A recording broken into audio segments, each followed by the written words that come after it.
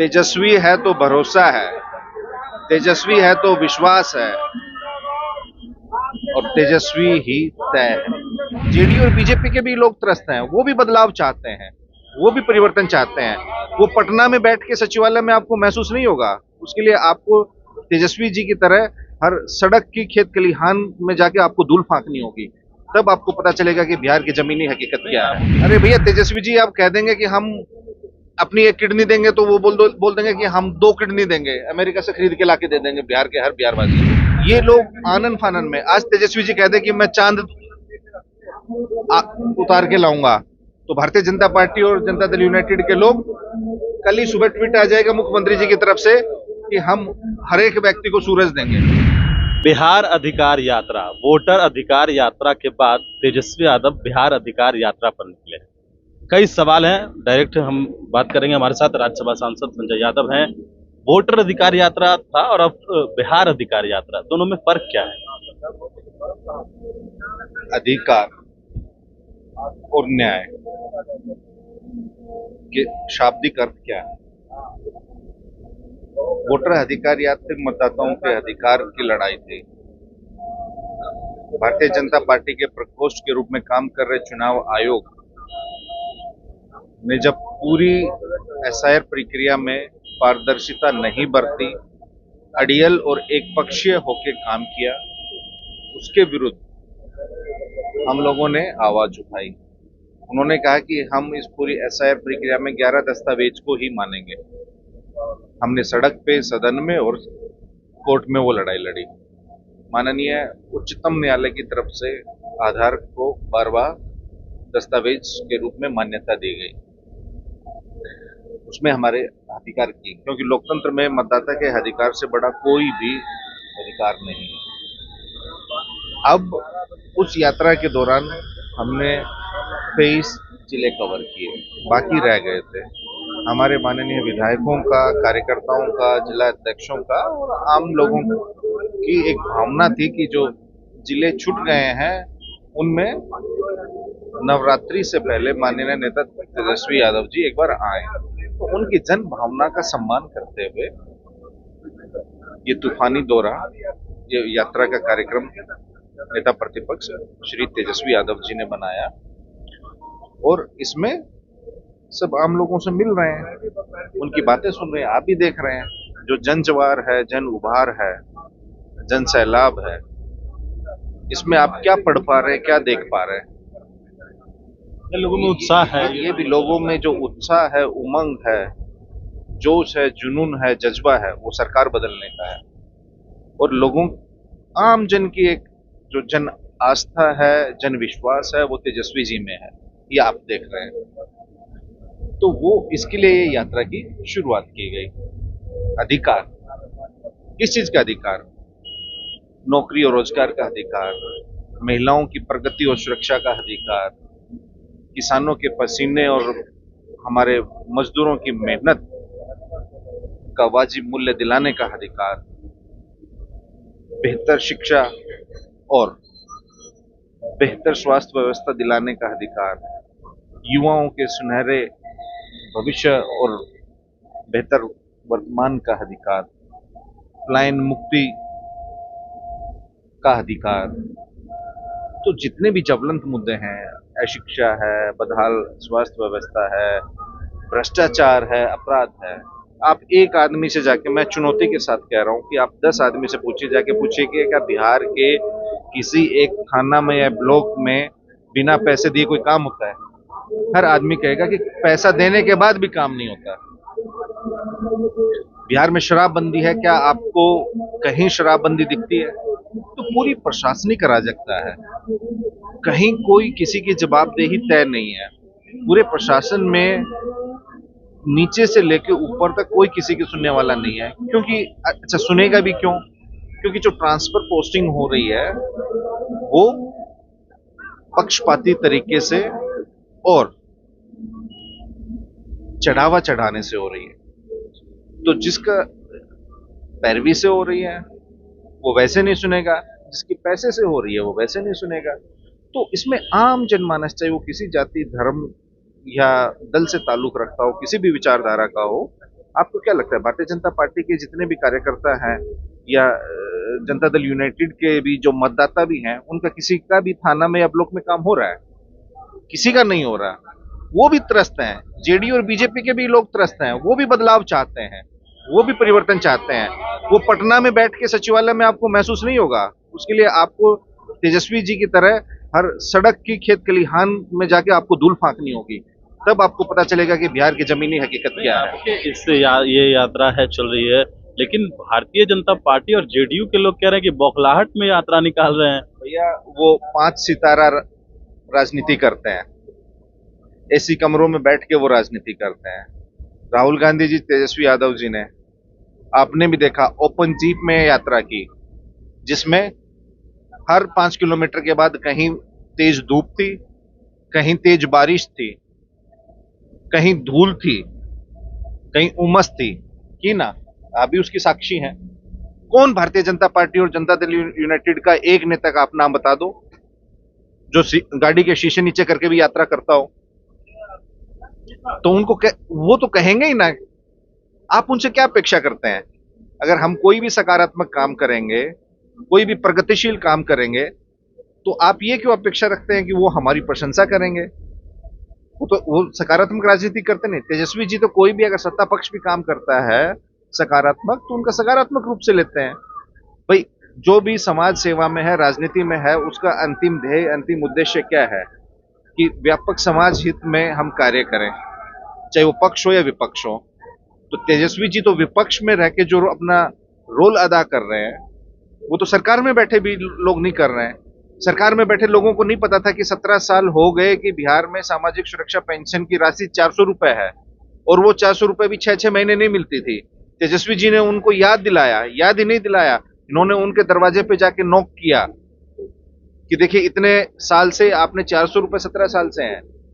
तो उन्होंने, तेजस्वी जी ने कहा हम 1500 रुपए देंगे। तो जो कि चुनाव में हार का डर है, देखिए नीतीश कुमार जी और भारतीय जनता पार्टी को ना हार से बहुत डर लगता है। तो 10,000 भी दे रहे हैं।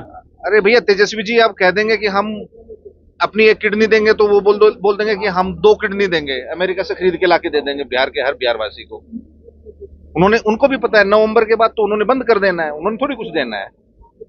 अगर उनकी कोई दृष्टि होती, विजन होता, तो उनको 17 साल में ये नहीं पता था कि बिहार में इतने लाख पद रिक्त हैं। वो तो 2020 के चुनाव में तेजस्वी जी ने एजेंडा बनाया, तब पता चला कि इतने पद रिक्त हैं। तभी भी वो ये कहते थे कि नहीं इतने पद रिक्त है ही नहीं, कहां से पैसा आएगा। आज ये आप देखिए, एक एक आदमी के अकाउंट में 5,000 रुपए ट्रांसफर किए हैं, महिलाओं को में 10-10 हजार। यही अगर तेजस्वी जी कह देते कि हम महिलाओं को, जब उन्होंने 14 दिसंबर 2024 को माई बहन मान योजना की घोषणा की, तो यही सरकार के आपके आर्काइव में होगा, दिखाना। जब मैं ये बात बोल रहा हूं ना, तो नीचे वो उनका बयान चलाना, आप चलाएंगे ना, जिसमें वो कहते थे कहां से पैसा आएगा, 2,500 रुपए। हम मतलब 2,500 रुपए की कह रहे थे, तो वो कह रहे थे कहां से 2,500 रुपए आएगा। अब वो 10,000 रुपए दे रहे हैं, तो आप लोग सवाल नहीं पूछते उनसे कि 10,000 रुपए कहां से आएगा। उसका 4 गुना वो दे रहे हैं। वो क्या दे रहे हैं? वो तो लोन दे रहे हैं। तेजस्वी जी साल के 30,000 रुपए दे रहे हैं, और बिना कागज भरवाए किसी चीज का। 5 साल तेजस्वी जी मुख्यमंत्री रहेंगे तो 1.5 लाख रुपए बनता है, वो 10,000 में निपटा रहे हैं। वो रिश्वत दे रहे हैं, चुनावी रिश्वत।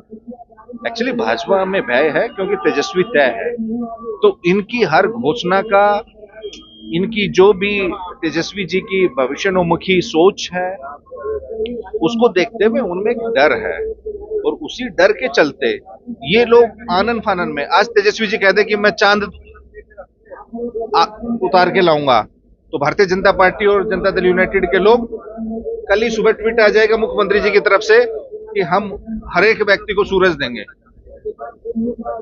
बिना सोचे समझे कुछ भी अधिकारी करवा रहे हैं इनसे। इनसे ज्यादा डर तो इन लोग को है कि सरकार चली जाएगी तो हम सब फंस जाएंगे, इतना भ्रष्टाचार कर लिया है। डर और भय, आपने दो जिक्र किया। डर और भय की बात करके ही एनडीए आप लोगों के ऊपर सवाल उठाता है। आप साथ चल रहे हैं। अगर डर और भय होता ना, जितना प्यार, मोहब्बत, समर्थन, सहयोग तेजस्वी यादव जी को मिल रहा है, किसी को नहीं मिलता। डर और भय उन लोगों का चेहरा देख के जनता में है क्योंकि वो लोग सरासर झूठ बोलते हैं, जुमले गढ़ते हैं। तेजस्वी यादव जी ने जो कहा है वो किया है, और जो कह रहे हैं वो करेंगे नहीं, वो करा भी रहे हैं। वो जो कह रहे हैं इनसे करा भी रहे हैं। वो तो जो करेंगे सो करेंगे ही, और किस रूप में करेंगे, कितने बेहतर तरीके से करेंगे, पारदर्शी तरीके से करेंगे, वो तो लोगों ने 17 महीने में देखा है। 5 लाख नौकरियां मिली, उसमें कोई भी पेपर लीक नहीं हुआ, किसी भी प्रकार की कोई अपारदर्शिता नहीं थी। कितनी सीटें जीत रहे हैं आप लोग? आप बताइए, आप जनता में घूम रहे हैं, हम लोग तो बता ही देंगे कितने जीत रहे हैं। सीट बंटवारा हो गया क्या? सब हो गया है। उचित समय पे, जैसे आपको पता चला ना, आज उचित समय था कि आप बस में बैठ के मेरा इंटरव्यू कर रहे हैं, ऐसे उचित समय पे आपको पता चल जाएगा कि सीट कब होंगी, कहाँ होंगी, कैसे होंगी, कितनी होंगी, वो सब आपको बता दिया जाएगा। क्या खींचतान चल रहा है आप में और कांग्रेस में? कौन कह रहा है? जेडीयू और भाजपा।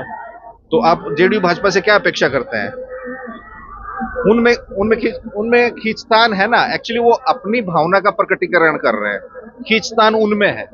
आपने देखा ना कि हमारे यहाँ कितनी राउंड बैठक हुई है, आपने भी दिखाया। आपने उनका कोई एक विजुअल देखा है जिसमें उनकी कितनी राउंड बैठक हुई है? ये बताइए। एक्चुअली मैंने कहा ना कि वो इतने हताश, निराश हो चुके हैं कि उनको सूझ नहीं रहा कि हम क्या कहें, कैसे घेरें। 20 साल से सरकार में बैठे हैं। दरअसल तो उनको अपनी उपलब्धियों का बखान जनता के बीच करना चाहिए, लेकिन उपलब्धियां कुछ बताने के लिए है नहीं। वो तेजस्वी यादव जी की जो घोषणाएं हैं, उन्हीं के इर्द गिर्द उनकी राजनीति सिमट गई है। तो तय है, इस बार आप लोग तय है कि सत्ता में आ रहे हैं? तेजस्वी है तो भरोसा है, तेजस्वी है तो विश्वास है, और तेजस्वी ही तय है। तय है। सीएम फेस तो कांग्रेस कह नहीं रही है। भैया, मैंने कहा तेजस्वी ही तय है। जो प्रेम आप अभी सड़कों पे देख रहे हैं, जो तेजस्वी जी के प्रति आप समर्थन देख रहे हैं, अगर ये भी एक बार कह देंगे ना कि हम मुख्यमंत्री नहीं बनेंगे, तो ये भी नहीं रोक सकते उस जन भावना को। क्या बात कर रहे हैं? ये मना कर देंगे उसके बाद भी? लोगों ने सिर पे बिठा लिया है इनको, तेजस्वी जी को, इनके एजेंडे को। जनता ने इनको मुख्यमंत्री मान लिया है, ये कैसे मना कर सकते हैं? मैं कहना ये चाह रहा हूं कि जन भावना, जन आस्था, जन विश्वास जो है वो तेजस्वी जी का है जनता के मन में। उन्होंने तो मान लिया है। अब आप कहेंगे कि मैं अतार्किक बात कर रहा हूं। अरे भैया, जनता ने मान लिया तभी तो तेजस्वी जी की हर घोषणा पे सरकार अमल कर रही है ना। अगर नहीं होता ऐसा, जनता तेजस्वी जी को मुख्यमंत्री नहीं मान चुकी होती, तो आज ये सरकार उनकी हर घोषणा की कॉपी नहीं करती। अगर मेरी बात में कहीं आपको सत्यता नजर नहीं आती और तार्किकता नजर नहीं आती तो बताइए।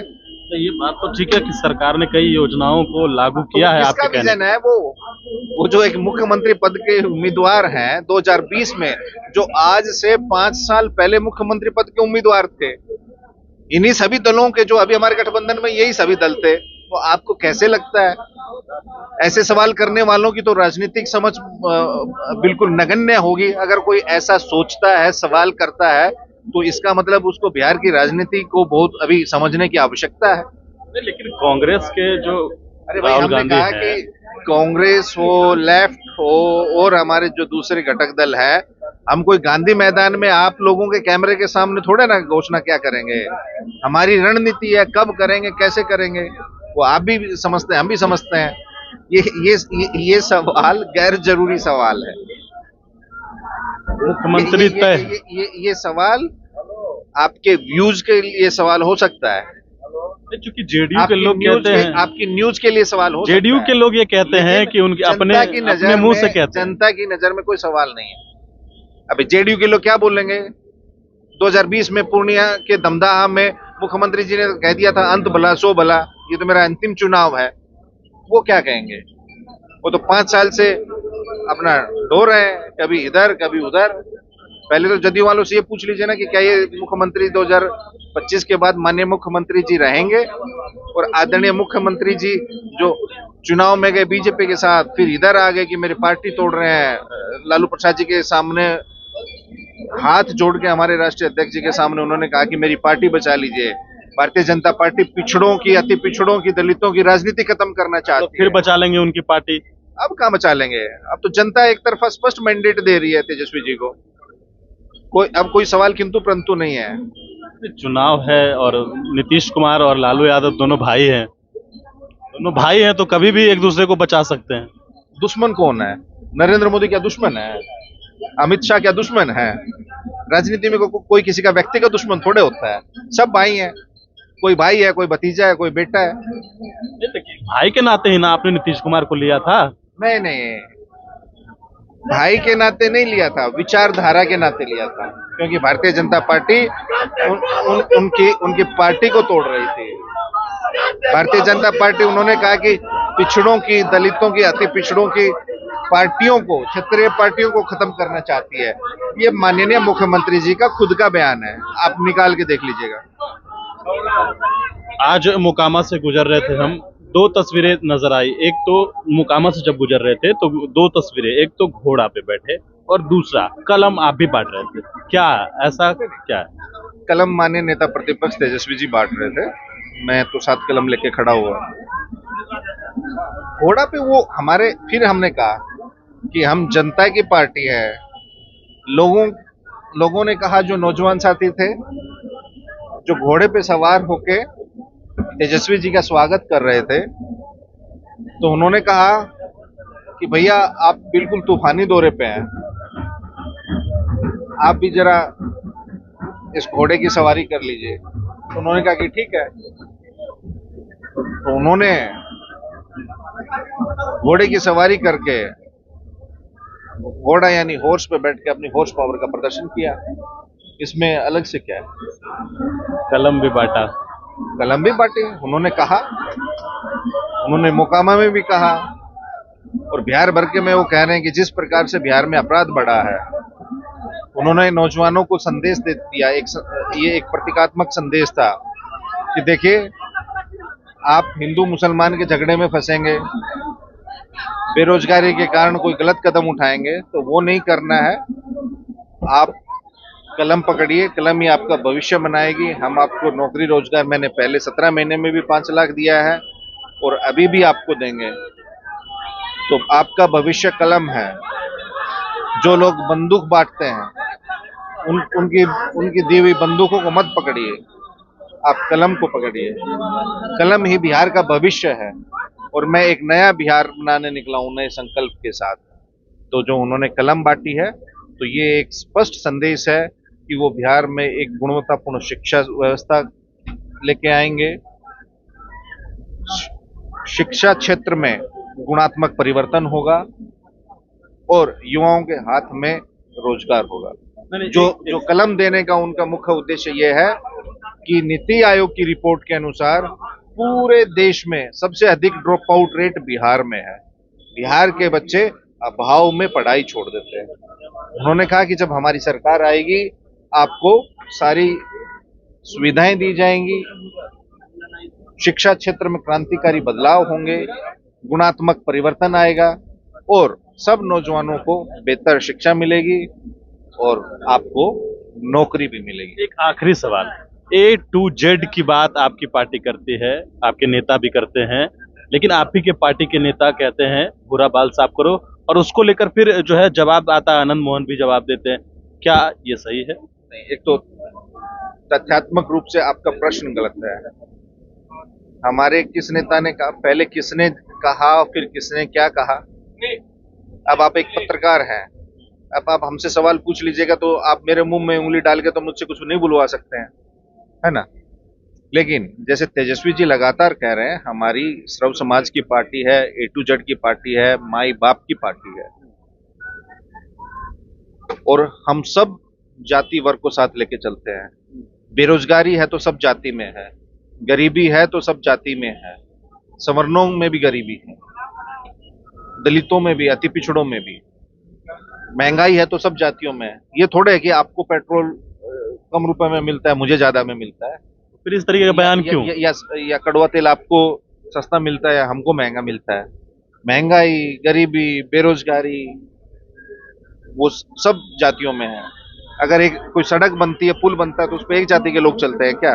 जो तेजस्वी जी विकास की बात कर रहे हैं, तेजस्वी जी कह रहे हैं कि हम शिक्षा के क्षेत्र में गुणात्मक परिवर्तन लेके आएंगे, तो क्या स्कूल में एक ही जाति के बच्चे पढ़ेंगे ना? नहीं ना। तो इसलिए तेजस्वी जी युवा सोच के, प्रगतिशील सोच के नेता है। हाँ, हम विचारधारा की राजनीति करते हैं, हम आबादी के अनुसार प्रतिनिधित्व की भी बात करते हैं। जिसकी जितनी भागीदारी, उसकी उतनी हिस्सेदारी, जिसकी जितनी आबादी है। हम आबादी के अनुपात में आरक्षण की भी बात करते हैं, लेकिन इसका मतलब ये नहीं है कि हम किसी दूसरे समाज को या किसी अन्य को किसी प्रकार से उसका तिरस्कार करें। सब लोगों को तेजस्वी जी गले लगा रहे हैं। पार्टी में सामाजिक विविधता है, वो कहीं नहीं है, चाहे वो हमारे राज्यसभा में हो, लोकसभा में हो, विधानसभा में हो, विधान परिषद में हो, चाहे हमारे संगठन में हो, तो हम सब लोगों को साथ लेके चलते हैं। सवर्ण समाज को प्रतिनिधित्व देंगे इस बार आप लोग? अभी हमारे प्रदेश अध्यक्ष कौन थे, यहीं पीछे मोकामा से विधायक कौन थे, अभी कार्तिक जी बैठे हुए हैं। हमारे एमएलसी 3 भूमिहार समाज के हैं, 2 राजपूत समाज के हैं, एक अशोक पांडे जी बैठे हैं, वो आगे की बात नहीं, अशोक पांडे जी वो ब्राह्मण समाज के हैं, उर्मिला ठाकुर नाई समाज की है, मुन्नी रजक दलित समाज की है। सब समाज के में, जिसमें महिला भी हैं, पुरुष भी हैं। विधानसभा में सबसे अधिक महिलाएं हमारे दल में हैं, अति पिछड़ी महिलाएं भी हमारे पार्टी से है। आपको पता है 9 साल हमारे पार्टी के प्रदेश अध्यक्ष आदरणीय श्री रामचंद्र पूर्वे जी वैश्य समाज के रहे। आपको पता है कि 28 साल से राज्यसभा में संसदीय दल के नेता हमारी पार्टी के आदरणीय श्री प्रेमचंद गुप्ता जी वैश्य समाज से हैं। आपको पता है लोकसभा में हमारे संसदीय नेता श्री अभय कुशवाहा जी हैं। हमारे सचेतक डॉक्टर सुनील सिंह जी थे अभी कुछ दिन पूर्व, वो राजपूत समाज से है। एक सेकेंड, 5 साल जगदानंद सिंह जी आदरणीय हमारे जगदा बाबू जी 5 साल पार्टी के प्रदेश अध्यक्ष थे।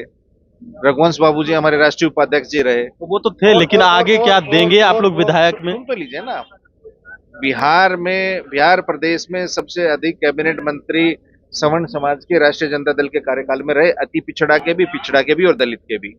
तो ये एक भ्रम फैला कि लोगों ने एक दुष्प्रचार किया। मैं इसलिए आपके चैनल पे बोल रहा हूँ कि लोगों को पता चले।